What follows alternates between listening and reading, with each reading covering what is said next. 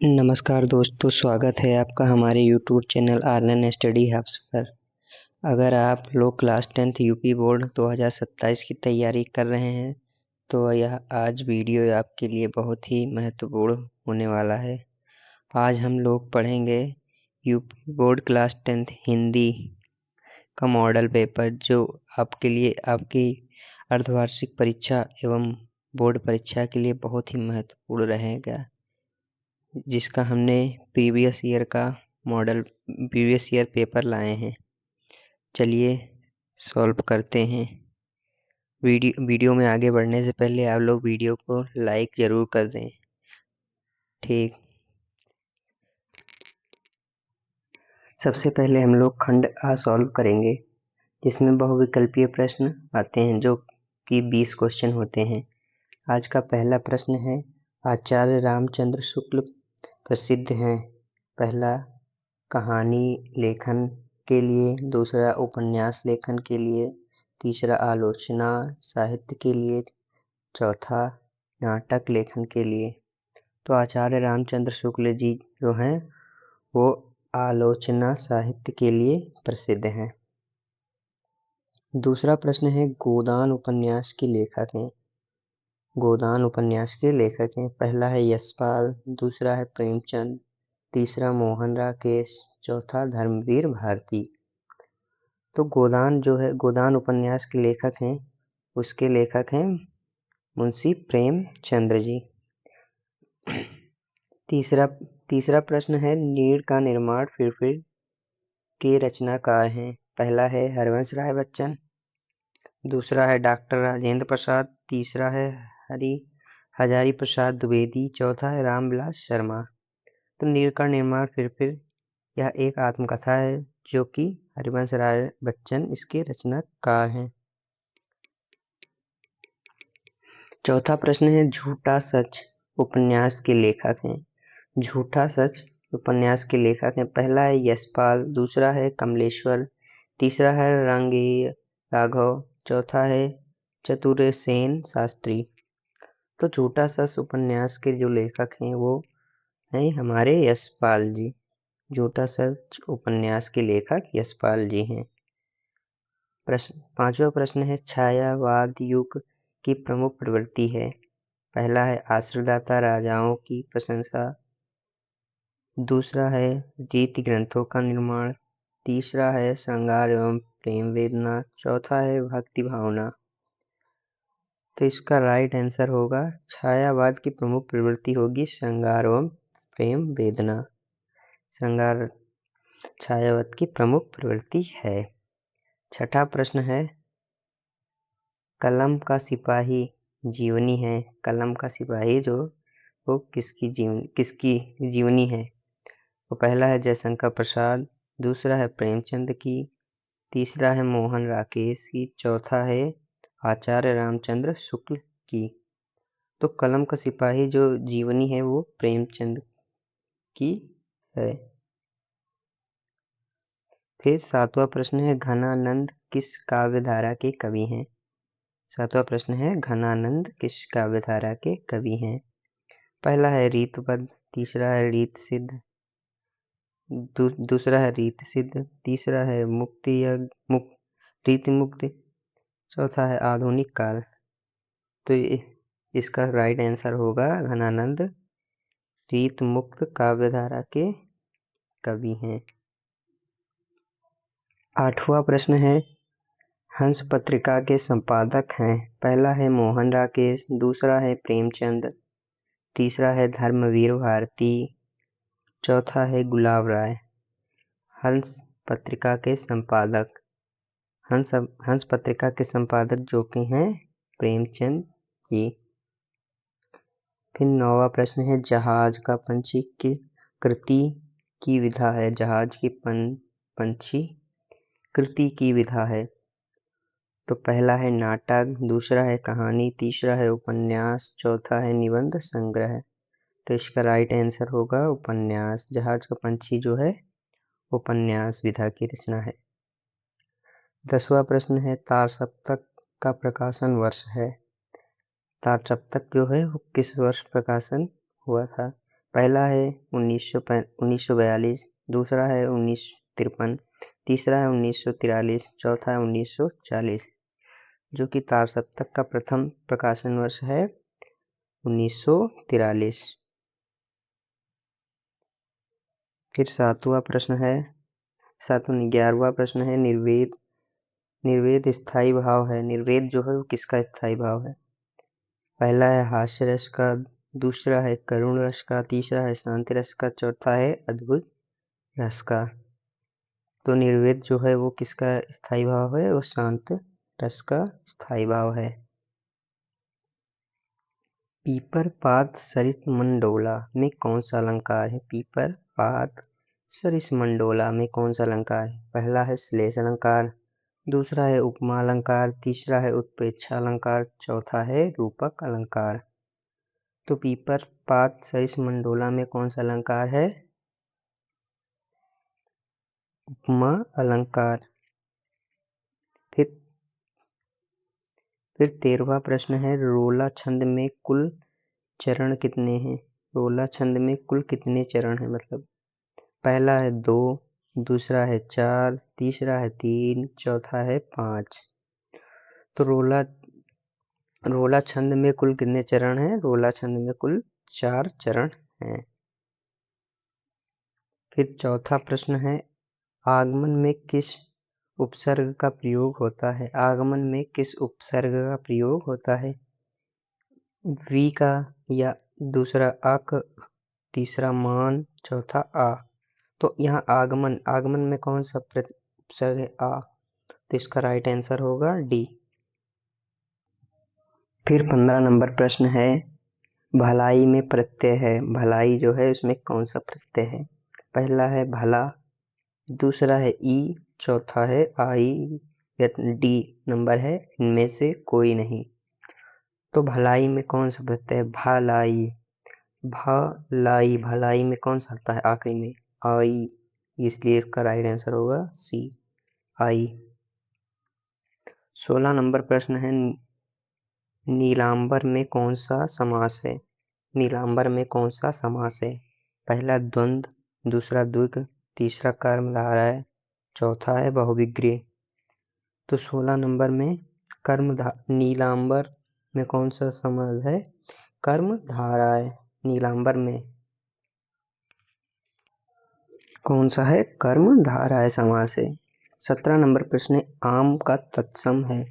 आम का तत्सम शब्द है, मतलब पहला है आम्ब, दूसरा है आम्र, तीसरा है अम्बु, चौथा है अम। तो आम का तत्सम शब्द है जो है वो है आम्र। आम्र आम का तत्सम शब्द है।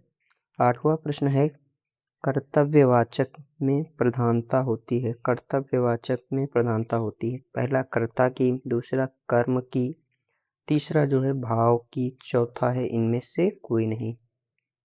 तो है कर्तावाच्य में जो प्रधानता होती है वो उसकी कर्ता की होती है।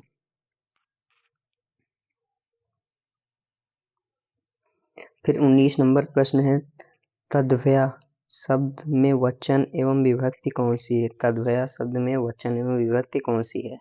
पहला है षष्ठी विभक्ति एक वचन, दूसरा सप्तमी विभक्ति द्विवचन, तीसरा है षष्ठी विभक्ति बहुवचन, चौथा है चतुर्थ विभक्ति बहुवचन। तो इसका राइट आंसर होगा तद्भया शब्द का वचन है चतुर्थ विभक्ति बहुवचन। तो 19 नंबर का राइट आंसर होगा डी। फिर 20 नंबर प्रश्न है निम्नलिखित में से सर्वनाम है। पहला है कला, दूसरा है घोड़ा, तीसरा है वाह, चौथा है लड़का। तो सर्वनाम इसमें कौन सा है? सर्वनाम है सी नंबर, वाह जो है वह सर्वनाम है। हालांकि आप लोगों के पेपर में 20 बहुविकल्पीय मैंने सॉल्व करा दिए हैं, और आगे पेपर भी देखना चाहते हैं तो आप लोग इस प्रकार देख सकते हैं। खंड बा वर्णात्मक प्रश्न। पहले प्रश्न है गद्यांश आधारित प्रश्नों के दिए गए 3 प्रश्न का उत्तर दीजिए। जो कि 3 प्रश्न होते हैं वो दो नंबर के होते हैं, जिसमें से आप लोगों को 2 गद्यांश देंगे, एक ये है और एक ये है। इसमें से आप लोगों को एक करना है, जिसके 3 प्रश्न होंगे, 3 का उत्तर देना है, तो आप लोगों को 6 नंबर मिलेंगे। ये गद्यांश है, गद्य का है। फिर पद्य पे चलते हैं। फिर पद्य में दूसरा प्रश्न दिए होते हैं, दिए गए पद्यांश के आधारित 3 प्रश्नों का उत्तर दीजिए, जिसमें आपको एक प्रश्न करने पर 2 नंबर मिलेंगे, जो कि 3 प्रश्न पूछेगा। पहला ये होगा, एक पद्यांश दिए होंगे, या ये नहीं समझ में आएगा आप लोगों को तो दूसरा भी दिए होंगे, जो कि ये रहा, दूसरा ये रहा। इसमें से भी आपको 3 प्रश्न करने होंगे। पहला तो ये आप लोगों को लेखक और शीर्षक का नाम बताना होगा, कवि का नाम। फिर तीसरा प्रश्न होगा, निम्नलिखित संस्कृत गद्यांश में दिए गए एक संदर्भ सहित हिंदी अनुवाद कीजिए, जो कि आप लोगों को संस्कृत में दिया होगा, जिसका 2 नंबर आपको संदर्भ के मिलेंगे, 3 नंबर आप लोगों को हिंदी अनुवाद करने के मिलेंगे, जो कि कुल नंबर होंगे आपको 5 नंबर मिलेंगे। आप लोगों को 2 दिए होंगे, एक ये होगा, एक अथवा में दूसरा दिए होगा, जो कि ये है। फिर चौथा प्रश्न दिए होंगे, दिए गए संस्कृत गद्यांश में किसी एक संदर्भ सहित हिंदी अनुवाद कीजिए। इसमें भी आपको 2 दिए होंगे, एक का करना होगा, एक का संदर्भ सहित अनुवाद, मतलब संदर्भ के 2 नंबर और 3 नंबर अनुवाद करने के आपको मिलेंगे। कुल मिला के 5 नंबर होंगे। फिर 5वां प्रश्न दिए होंगे, अपने पठित खंड काव्य के आधारित पर निम्नलिखित प्रश्नों में किसी एक प्रश्न का उत्तर दीजिए, जो कि आप लोगों दिए होंगे। पहला है मुक्तियाग, दूसरा है ज्योतिष दरबार, फिर दूसरा है मेवाड़ मुकुट। ऐसे ही आप लोगों के जिला के अकॉर्डिंग आप लोगों को एक काव्यखंड करना है, जो कि एक काव्यखंड करने में आप उस नायक का चित्रण कर सकते हैं, या जो भी सारांश पूछेगा वो लिखेंगे। एक ही करने पर 3 नंबर आप लोगों को मिलेंगे, 3 नंबर आप लोगों को दिए जाएंगे 5वें प्रश्न में, जो कि कुछ इस प्रकार दिए होंगे। फिर छठा प्रश्न दिए होंगे, दिए गए लेखकों में से किसी एक लेखक का जीवन परिचय लिखते हुए उनकी प्रमुख रचनाओं का उल्लेख कीजिए। जैसे पहला दिए हैं जयशंकर प्रसाद, दूसरा आचार्य रामचंद्र शुक्ल, तीसरा है डॉक्टर भागवत शरण उपाध्याय। इसमें से आप लोगों को 3 नंबर जीवन परिचय लिखने के और 2 नंबर आप लोगों को रचनाएं इनकी लिखने पर 5 नंबर मिलेंगे, जो कि हम आप लोगों को मोस्ट इम्पोर्टेंट जीवन परिचय बताएंगे नेक्स्ट वीडियो में। ये आप लोगों को इसमें से किसी एक का करना है, याद करना है, बस केवल उनका जीवन परिचय, कब जन्म हुआ था, कब मृत्यु हुई थी, माता पिता, उनके जीवन का संघर्ष, यही सब लिखना है, और उनकी रचनाएं। आप लोगों को 5 नंबर मिल जाएंगे। ये आप लोगों को गद्य में भी मिलेंगे। फिर पद्य में चलते हैं। फिर पद्य में निम्नलिखित कवियों में से किसी एक कवि का जीवन परिचय देते हुए उनकी प्रमुख रचनाओं का उल्लेख कीजिए। जो पहला दिए है महाकवि सूरदास, दूसरा सुमित्रानंदन पंत, तीसरा है बिहारी लाल। आप लोगों को इसमें भी 3 नंबर जीवन परिचय के और 2 नंबर रचनाओं के मिलेंगे, जो कि कुल 5 नंबर होंगे। जीवन परिचय 2 आते हैं, एक गद्य का और एक पद्य का, कुल मिला के 10 नंबर के होते हैं। फिर 7वां प्रश्न दिए होंगे, अपनी पाठ्य पुस्तक में से किसी खंड के श्लोक से 4 लाइन का श्लोक लिखना होता है, जो कि आप लोगों को 2 नंबर दिए होंगे। वो श्लोक लिखना है जो आपके प्रश्न पत्र में ना दिया गया हो, इसके आप लोगों को 2 नंबर मिलेंगे। फिर 8वां प्रश्न है, निम्नलिखित में से किन्हीं 2 प्रश्नों को उत्तर संस्कृत में दीजिए। आप लोगों को 4 प्रश्न दिए होंगे, जिनके आप लोगों को उत्तर संस्कृत में किन्हीं 2 प्रश्नों का उत्तर देना पड़ेगा, और जो कि एक प्रश्न का 1 नंबर, 2 प्रश्न का 2 नंबर हो जाएगा। कुल आपको 2 नंबर मिलेगा प्रश्न नंबर 8 से। फिर 9वां प्रश्न होगा निम्नलिखित विषयों में से किसी एक पर निबंध। ये है आप लोगों को 9वां प्रश्न निबंध लिखने पर। आप लोगों को 5 मिलेंगे जिसमें से आप लोगों को किसी एक पर 2.5 पेज का निबंध लिखना होगा। 2.5 पेज की निबंध लिखने पे आप लोगों को 7 नंबर मिलेंगे। पहला है पर्यावरण संरक्षण के उपाय, दूसरा साहित्य और समाज, तीसरा है मेरी प्रिय पुस्तक, तीसरा है नारी सशक्तिकरण, पांचवा है विज्ञान की उपयोगिता। जिनमें से किसी आपको एक पर लिखना होगा जो आपको 7 नंबर दिलाएगा। इसको आप लोगों को जरूर से जरूर आखिरी में लिख डालना है। फिर 10वां प्रश्न है जो कि आप लोगों को 4 नंबर दिलाएगा।